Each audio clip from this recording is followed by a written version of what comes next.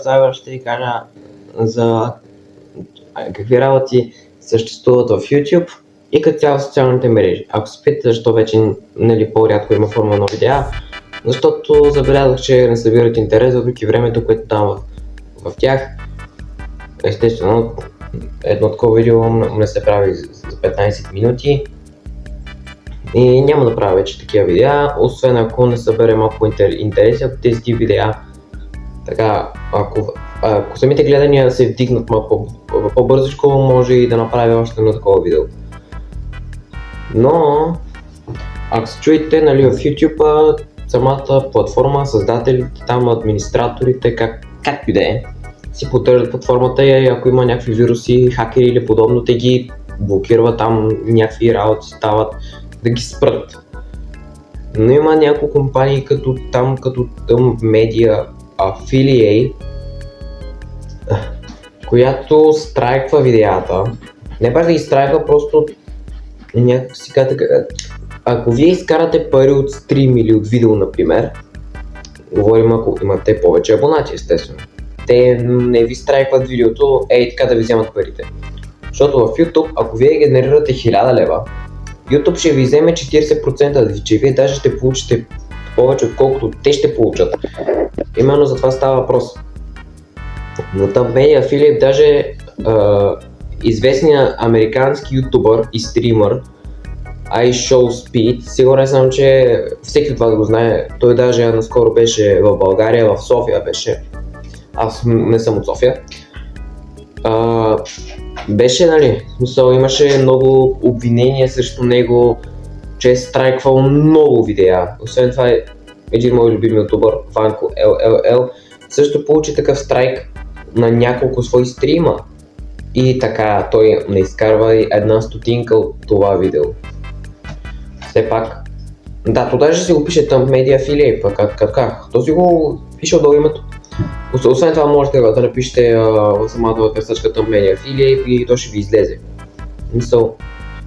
И там ще намерите видеа с ютубъри с английски, френски, испански ютубъри, американски ютубъри, дето имат милиони абонати, много напред са.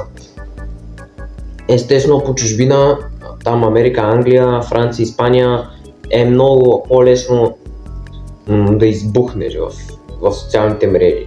И като цяло в YouTube най-вече, защото там ти говориш на английски, както и ако си германски ютубър е по-лесно да избухнеш. Все пак видеята ти трябва с добро качество, иначе няма да избухнеш.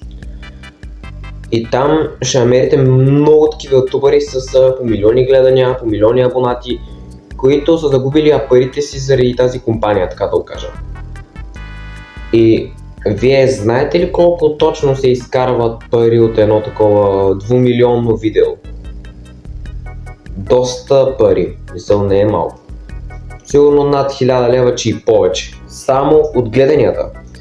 Сега, Слави Клашърс печели по-малко, защото в България се плаща по-малко. Докато по чужбините се плаща повече. И оттам идва цялата работа, че освен, че тази компания трябва да бъде съдена за много, трябва да бъде съдена за милиони, трябва да бъде вкарана в затвор, защото не може да крадеш парите на хората, които дават от времето си и от средствата си, за да може да направят едно много хубаво видео за другите хора. Няма как да крадеш парите и това да е легално. Ако това се смята за легално по чужбините, аз направо съм учуден. Наистина.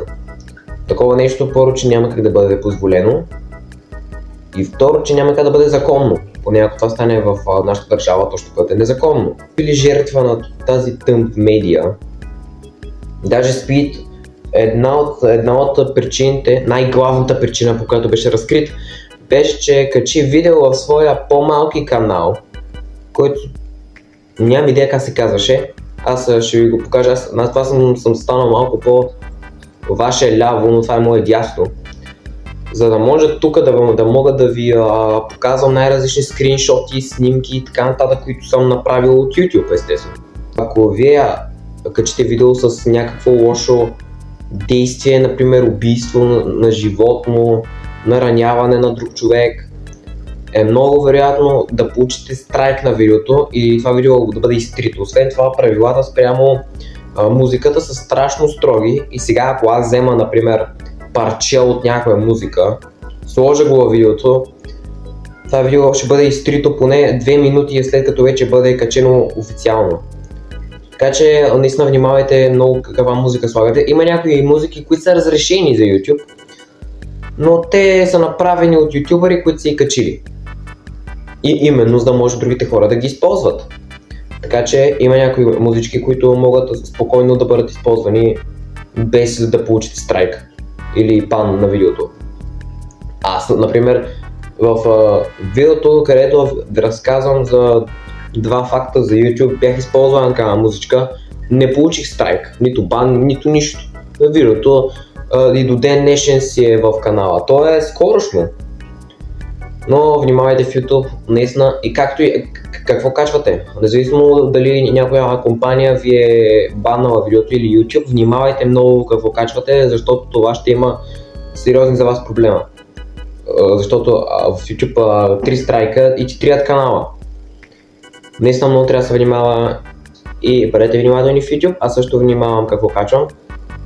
Формула 1 няма нищо лошо за YouTube, но това беше от мен. Чао, чао и отново внимавайте!